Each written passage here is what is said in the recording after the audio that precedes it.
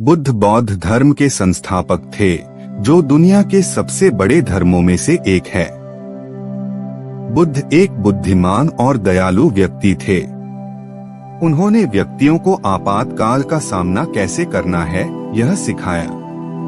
उनका बचपन में नाम सिद्धार्थ गौतम था। सिद्धार्थ गौतम एक राजकुमार थे, जिन्होंने 6ठी से 4ठी शताब्दी ईसा पूर्व के बीच में जीवन बिताया। उन्हें वर्तमान नेपाल और भारत की सीमा पर जन्मा था। उनके बारे में कई किंवदंतियां हैं, लेकिन उनके जीवन के बारे में कुछ निश्चित नहीं है। माना जाता है कि उन्होंने विपरीत परिस्थितियों से मुक्ति पाने के लिए बचपन से ही भगवान का अभ्यास किया था। एक बार की बात है, किंग शुद्धोदन और क्वीन महामाया नामक राजा रानी कपिलवस्तु नामक स्थान पर रहते थे। क्वीन महामाया ने लुम्बिनी उद्यान में एक प्यारे बच्चे को जन्म दिया, जिसका नाम सिद्धार्थ था। दुखीनी बात यह है कि बच्चे का जन्म देने के 7 दिन बाद ही रानी की मृत्यु हो गई। जब सिद्धार्थ बड़े हुए तो एक ज्ञानी आदमी नामक काला देवाला ने राजा को सूचित किया कि उसे ऐसी चीजें दिखाई देंगी जिनसे वह दुखी हो जाएगा और वह जंगल में भाग जाएगा।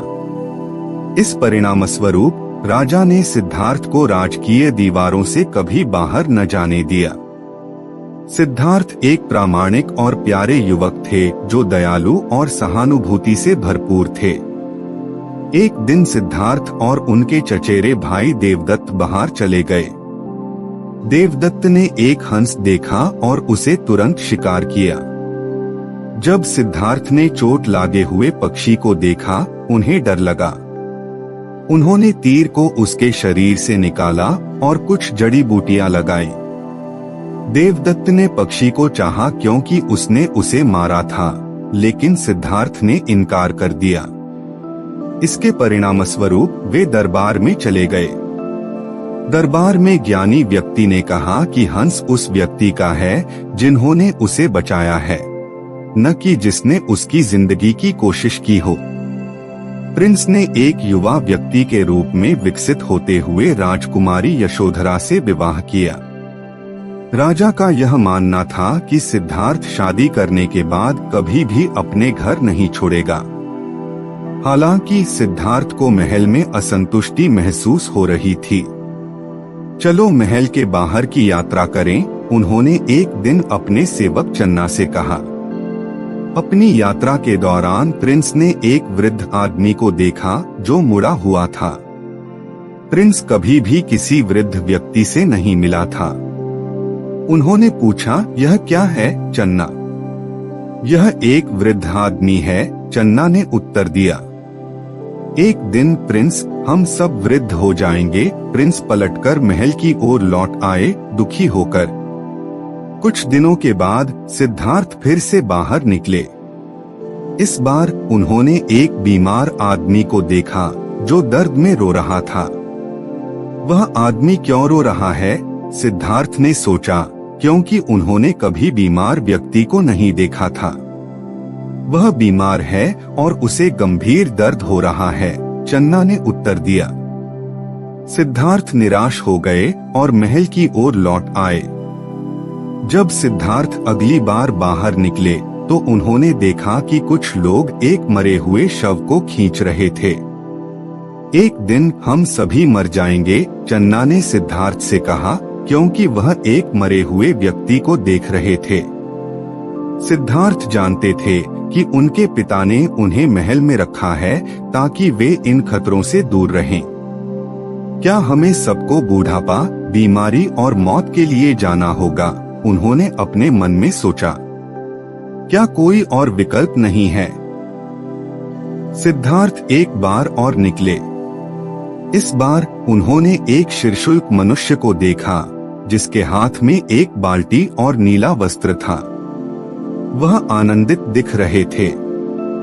यह कौन आदमी है? उन्होंने चन्ना से पूछा। यह एक बुद्धिमान आदमी है जिसने सब कुछ छोड़ दिया और सुख ढूंढने के लिए जंगल में जाने का निर्णय लिया है, चन्ना ने कहा। सिद्धार्थ ने उन सभी चीजों का विचार किया जो उन्होंने देखा था। इसके बाद उन्होंने सुख की खोज में घर छोड़ने का निर्णय लिया। इस प्रकार एक रात जब उनकी पत्नी और पुत्र राहुल सो रहे थे, सिद्धार्थ ने गुप्त रूप से उनके साथी चन्ना के साथ महल से बाहर निकल लिया। वे मिलकर अनोमा नदी तक पहुँचे। वहां सिद्धार्थ ने अपने शाही वस्त्र उतार दिए। उन्होंने चन्ना को अपने वस्त्र और घोड़े को महल लौटने के लिए दिया। फिर उन्होंने नारंगी रंग का वस्त्र पहना, अपने लंबे बालों को मुछ दिया और एक बाल्टी पकड़कर बाहर निकले। क्या आपको सुख का मार्ग पता है? सिद्धार्थ ने हर व्यक्ति से पूछा जिससे उन्होंने मिला। कोई उसको यह बता नहीं सका। हालांकि आखिरकार उन्होंने एक बोधि वृक्ष के नीचे बैठकर समस्या का समाधान खोजने का प्रयास किया। उन्होंने ध्यान आरंभ किया। उनकी यात्रा कुछ दिनों बाद समाप्त हुई। उनके पिशाचिया भाषा में विशेषज्ञ हो चुके थे, इसलिए उन्हें गौतम बुद्ध के नाम से संदर्भित किया गया, क्योंकि उन्होंने एक ज्ञानी व्यक्ति में परिणत हो गए थे। बुद्ध ने सभी प्राणियों का सम्मान किया और उन्हें दया से व्यवहार किया। उनके ईर्ष्यापूर्ण चचेरे भाई देवदत्त ने एक बार जलील हाथियों को बुद्ध के खिलाफ भेजा था। हाथियां तब बुद्ध को देखकर झुक गई। गौतम बुद्ध के कई अनुयायी थे। वह एक स्थान से दूसरे स्थान जाते रहे, जहां बहने के बारे में सिखाया था। उनके शिष्य गुरुकुलों में बांटे गए थे। उन्होंने सिखाया कि संतोष से सुख प्राप्त किया जा सकता है और सभी प्राणियों के साथ दया से व्यवहार किया जाना चाहिए। जब बुद्ध कपिलवस्तु वापस आए तो उन्हें उनके पिता, पत्नी और पुत्र राहुल के साथ साथ कई अन्य लोगों द्वारा स्वागत किया गया। उनके एक रिश्तेदार आनंद भी उनके वफादार अनुयायी बन गए थे और उनकी देखभाल करते थे। बुद्ध ने और 45 वर्ष तक प्रवचन दिया। उस समय उन्हें 80 वर्ष की आयु थी। आखिरकार कुशिनारा में वे साल वृक्षों के नीचे लेट गए और अपनी आखिरी सांस छोड़ दी। इस दुनिया में मनुष्यों का अस्तित्व परेशान, क्षणिक और दुखपूर्ण है, बुद्ध ने कहा, क्योंकि जन्मे हुए लोगों के लिए मृत्यु का कोई विकल्प नहीं है। मृत्यु हर जीव के साथ आती है।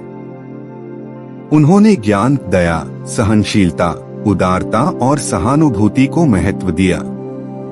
सभी बौद्ध विशेषणों को 5 नैतिक आदेशों से बांधा गया है, जो निषिद्ध हैं, जीव जंतुओं की जिंदगियों को लेना। इस YouTube वीडियो में हमने आपको बुद्ध की यात्रा की एक महत्वपूर्ण चरणों की कहानी सुनाई है। गौतम बुद्ध ने अपने जीवन में दुखों और संकटों का सामना करते हुए आत्मज्ञान और दया की महत्वपूर्ण बातें सिखाई।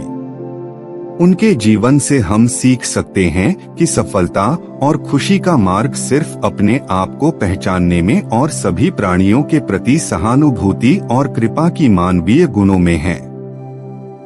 यह कहानी हमें यह सिखाती है कि सत्य, समर्पण, दया और सहनशीलता के साथ हमें जीवन में मुश्किलातों का सामना करना चाहिए।